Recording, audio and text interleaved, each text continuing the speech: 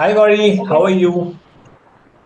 Hi Yogesh, good, good, all So, good. How are thank you? you. I'm also good. Thank you for joining. Just for the audience, I'm letting them know that Gauri works in the corporate strategy role, and she is going to highlight about corporate strategy, merger acquisitions. So over to you, Gauri. Tell us about your profile, how your day looks like. Yeah, firstly, I'd like to start by introducing myself. I am, as you already mentioned, I'm a chartered accountant with over 4.5 years of experience in M&A and corporate strategy. I started my professional journey with the Big Fours in their M&A advisory and basically financial due diligence profile. Currently, I'm working as a manager, which is a Tata Group company. Here, my role is into corporate strategy, corporate development, and M&A.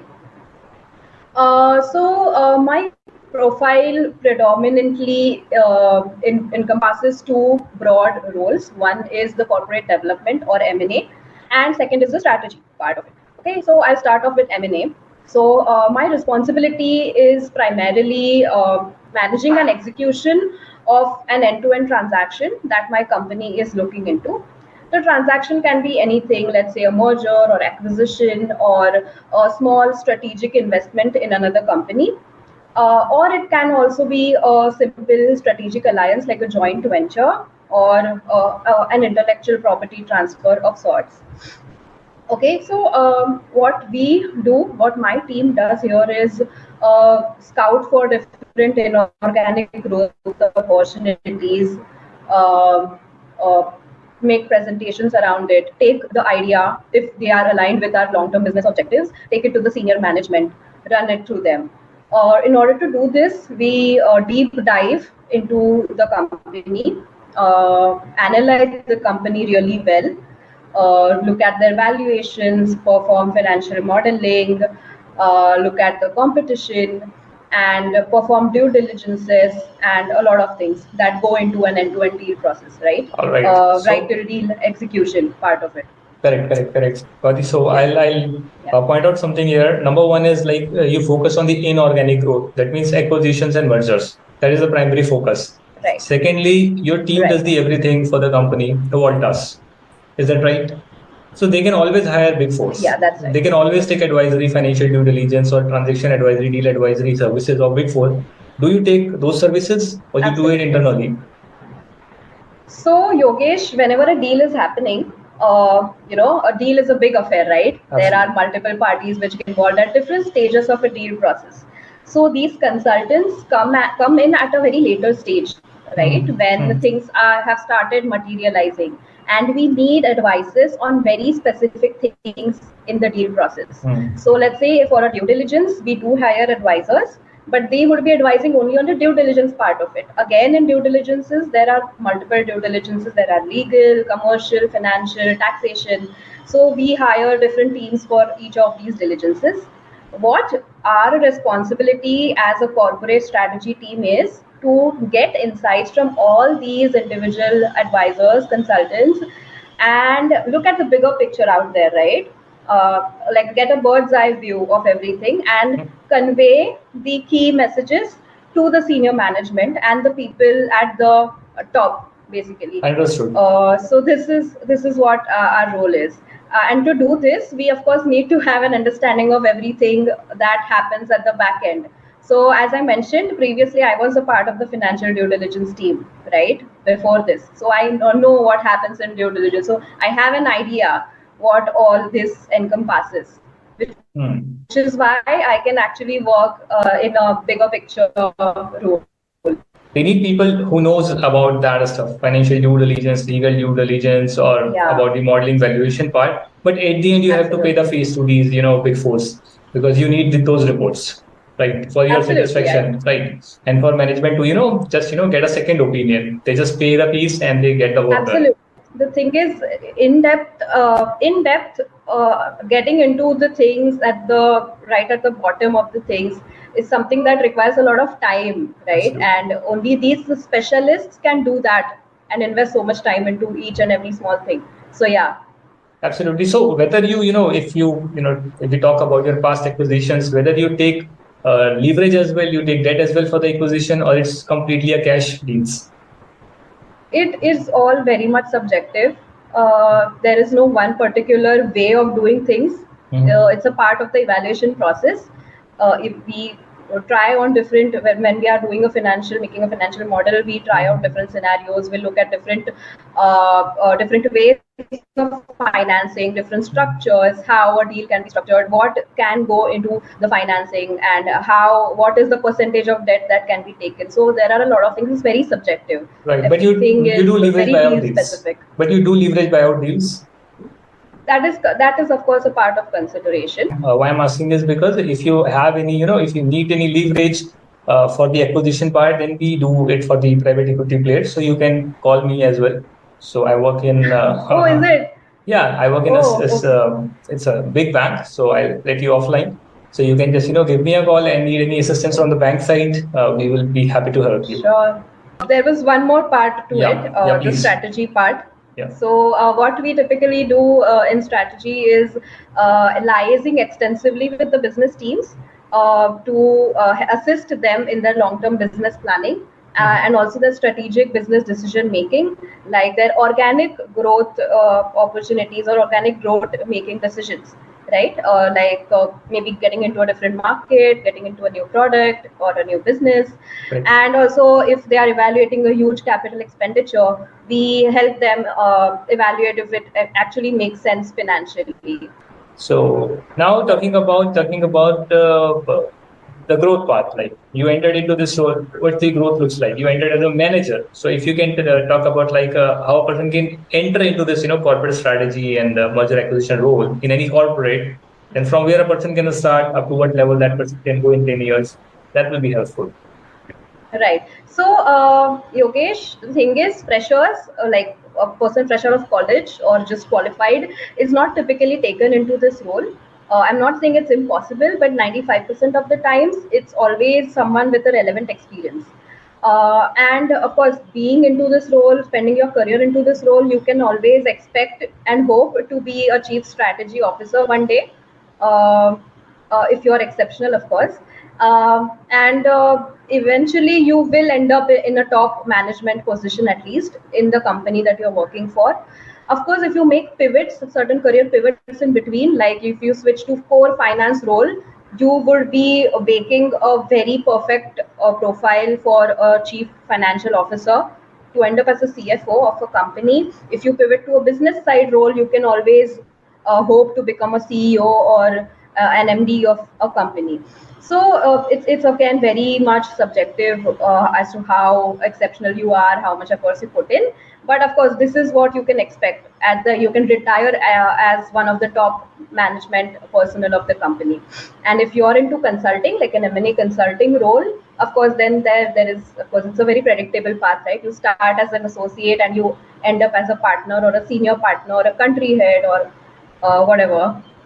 So, absolutely. So what are the qualifications and skills required to enter into this role? Because these are two separate things. Please don't mix it up. Because I believe in future, qualifications will become irrelevant. People will look for skills in the future. So just tell us about qualifications separately and skills separately. Yeah.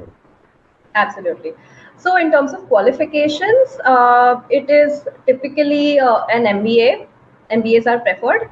Also chartered accountants, of course. But I have come across many instances wherein for a senior position into this role, they typically look out for domain experts, right? People who have the technical expertise into the business, and they might as well go. So for this, they can be a BTech or someone like a technical person. So this is all about the qualifications. Coming to the skills part of it, as I said, freshers are generally not preferred for this role. A 2 to 3 years of experience, relevant experience, kind of validates your skills. Okay. So functional skills, in terms of functional skills, you should be hands-on on advanced Excel and PowerPoint, because 50% of our work is with Excel and the remaining 50% is in PowerPoint. So it is a prerequisite, knowing Excel. These were the functional skills that are necessary. Coming to the technical skills, you need to be hands-on in financial modeling, the valuation techniques, how to build a LBO model and all that, right? You need to know the basic financial analysis, how it's done, not basic, actually advanced, I would say. Financial ratios, how they're computed, how do you interpret them, and so on. Competition analysis, right? Also, apart from these functional and technical skills, there are certain interpersonal skills which are really important in this role. And these are not the normal basic interpersonal skills that are required for all roles. So, as I already mentioned, an M&A role involves a lot of people, right? When a deal is happening, you liaise with lawyers, consultants, investment bankers, cross-functional teams. So you need to be really good at interpersonal skills and people management. Conflict management, then negotiations. All these are really important. So yeah. Absolutely, absolutely. And then one more thing about like, see, not everyone, likes this profile. Because even in the consulting domain, BCG, Bain, people leave after certain years. They have, different trajectory. So if anyone comes into this role and after 1 or 2 years, that person didn't like the profile, what are the options available for that person, to move into some other roles? What are those options? Sure. So they can, if they are interested to get into consulting, they can always get into M&A advisory from where I have come, basically.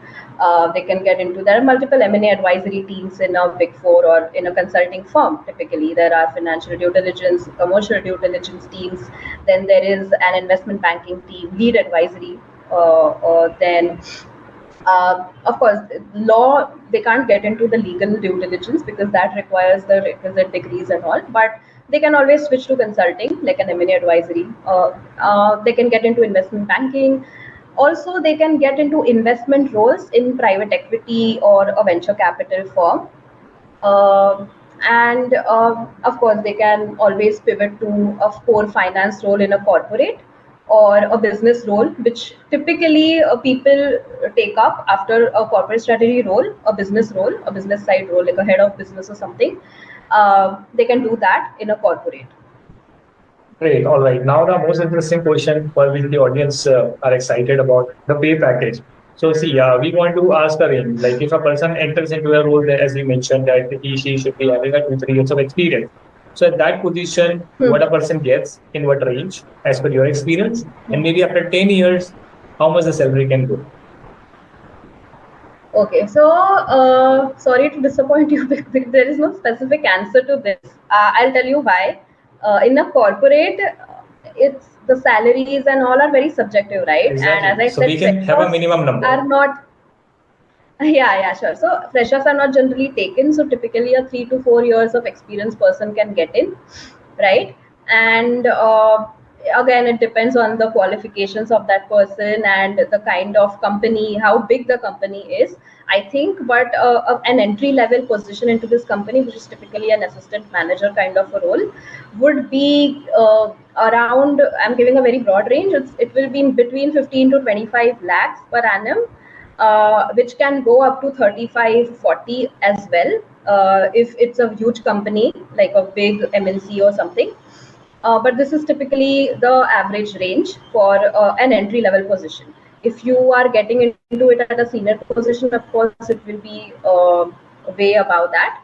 And by the time you retire, as I mentioned, if you retire as one of the top management personnel, it will be around 5 to 15 crores, depending on the size of the company.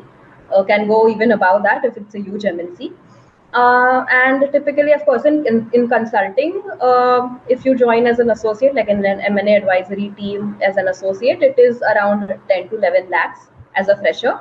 And then you keep growing in the organization with fast promotions. Being consulting, there are fast promotions and huge hikes. So you can always end up as a partner with 2 to 3 crores starting. Yeah. All right, thanks for your advice. I wish you don't mind if you publish it on our YouTube channel, and if you have any final advice, you can give that as well. Like for whom this Sure. course is, oh sorry, for whom this particular profile is, and for whom this profile is not. So that's your final comment if you want to do.